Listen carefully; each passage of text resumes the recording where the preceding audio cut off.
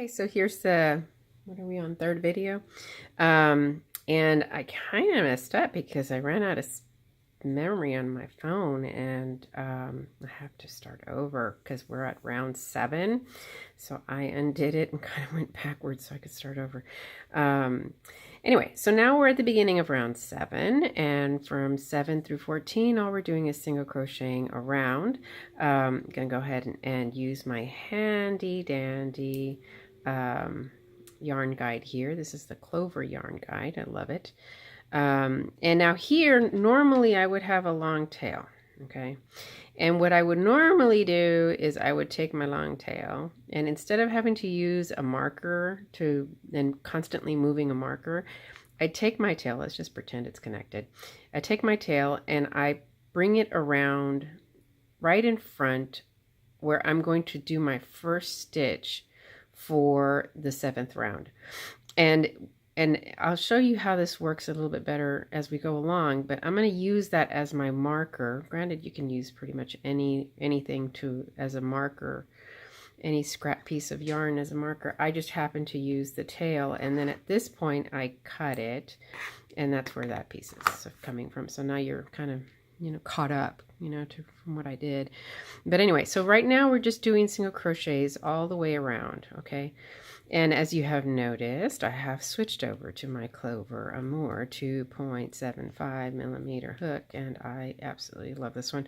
I just find that it's just like butter. I mean, it goes in and right out, and it's like I have such an easy time working through the holes, and frankly, my favorite part. A lot of people, their favorite part are the tentacles, and I'm okay with the tentacles. Like, tentacles don't bother me by any means, and they're certainly a lot easier, and they're a lot of fun. But I just accidentally went through just one. I don't know if you saw that as quick as I was going, but I went through one, so I had to pull it back out, and I make sure to go through both. We have to go through both on this one. The only time you'll go through just one is when we decrease. That's round round 15 is when we start decreasing, and that's when we will go through just the front loop to do an invisible decrease. But guess what, I'm gonna do that on one of these videos at some point. We'll get to that point probably on the next video, because hopefully this video goes all the way through to the end of 14. And so, but anyway, so as I was saying, yeah, it's just at this point you're just single crocheting around, and you got to make sure that you get through both loops. And of course we are doing the yarn under, which I'll slow down. Yarn under, pop it through, and pop it through. Not yarn over. I made the mistake when I first started thinking that I could do this with a regular yarn over. I'm going to tell you right now, that is not going to be possible. You will have holes. It is a guarantee. If there is somebody out there, and I'm sure there probably is, because, whenever you say that there can't absolutely be done, I'm sure somebody out there will, prove you wrong. But it's a lot easier to use this yarn under technique. It takes a little getting used to, not gonna lie. It does take a little getting used to. It takes a little bit of your brain doesn't function that well, especially if you've been like me crocheting since you were 12 and all you've ever done is the yarn over, and you're just like, I don't understand, I really don't get this new motion. Now it's second nature. I don't have a problem, doing it. To me, it just comes natural. Here we're back to the beginning. So now we're starting round 8. Okay, and I know that because that's that little marker that I put at the beginning of round 7. So now we're starting round 8, and I'm really tight on that one, so I'm gonna have to really struggle to push through. Okay, got it. Okay, so now I'm on to 8. Make sure I didn't twist my yarn, and we're gonna go through. And so we are going to go through the rest of this, and I'm looking over my shoulder, trying to get sure. Yeah, we're good. Okay.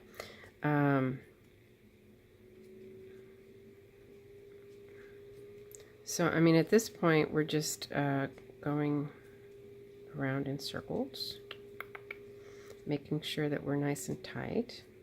Like I said, we were using our yarn under, which takes some getting used to, but we do in a very short period of time, probably after about your second or third one, it'll be second nature, I promise. The yarn under is required, not necessarily required, but it's highly recommended for the head. The tentacles, you can use yarn over. In fact, my brain does not work yarn under for tentacles. I mean, I think I tried it one time and I was like, it doesn't want to work, and you don't have to. So I don't. You know, I use the regular yarn over for my tentacles. So you can too, and that's totally okay. You know, it's totally fine. So we are going along. By the way, and I failed to do this at the end of round 6, but at the end of round 6, you know, you have your 36 stitches, right? At the end of round 6, if you want to, or you probably should, measure your head. Measure how wide it is, okay? You can probably measure it at this point because I'm on from here to here is 6. Are those 6 rows, right? So I can take my little, you know, thingamajigger. Let me see if I can get this to work. And I can measure from there to there, and you can see that it's about 1.5 inches. Okay, from that 6 to that 6. Okay, so measure it. You should be at around 1.5. Ideally, you're at around 1.5. If you're using a different type of yarn than I'm using, or a different type of hook, or your stitches are different, or I don't know, you are bigger or smaller, that's not entirely, you know, a deal breaker. At that point, you measure it, and let's say you're under 1 inch, 1.3 inches. I think that's what the pattern says. Let's say you're under 1.3 inches. If you're under 1.3 inches, what that means is everything's going to be smaller. And so you're probably going to need to add rows between 7 and 14, which are the ones I'm working on right now. Okay, so that you make enough rows to make the head the right size. The diameter of the head doesn't matter. Okay, that's not, you know, you can have it be as chunky or as skinny as you want it. The diameter of the head does not matter. The length of the head does. The length of the head, and this is in the pattern, the length of the head should be between 2.5 inches and 3.5 inches from the top to the bottom of the head. All right. I'm getting loose down here, so let me retighten. So that's between 2.5 and 3.5 inches on your head. Okay. And so if you're, you know, after round 6, if that little first circle is too small, you may need to add, you know, rows between 7 and 14. You may end up with, you know, 15 or 16, you know, of these just single crochet, non-increasing, non-decreasing rounds. You know, you follow me? You know what I'm talking about? All right. If your round is fat, if your round is real wide, let's say it's over 2 inches. Okay, let's say you got a real chunky head. You're gonna have a chunky head. If you're gonna have a chunky head, chances are that you may need to take some rows out between 7 and 14. Okay, so keep that in mind. All right, after you finish with round 14 and before you start decreasing, because 15 is when we start decreasing. After you're done with round 14, before you start decreasing, you will want to measure your head from top to bottom, okay? And that should be somewhere around 1.5 inches. If you're at 1.5 inches, that's also in the pattern. If you're at about 1.5 inches, then you're probably going to be okay. Then you can go ahead and start decreasing, and you do your decreasing round, and then you just continue with the pattern from there. Okay, so that's what I said, that we should measure it. I forgot because I had this little, snafu with the camera. But I'm going to remember to make sure I have enough space in my camera to record. And so now I'm just going around in circles, and I'm just probably talking in circles too, but that happens a lot. I start thinking about one thing, and then before you know it, it's like ADD, and my brain goes into like 5 different tangents, and then I forget what I was originally talking about. But I think that happens to everybody. And, I know for me that crocheting is fantastic once I know a pattern really well, and I can just do it over and over and over again, because I can't stand to just sit and do nothing, okay? And to sit and do only one thing, like maybe my work, okay, that I have to focus just on that one thing. But when I'm doing other stuff, like, watching a show on Netflix or, Prime Video or whatever, I just can't sit there and watch. So I have to do something. So crocheting is that other something, These are really tight. And on mine, you can hear the pop when the needle goes through. You hear it?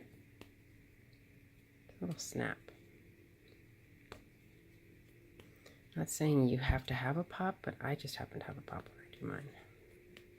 I guess that's how I know that it's working. Be careful. Don't stab yourself.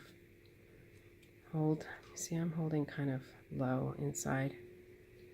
Okay. All right, listen. I am on...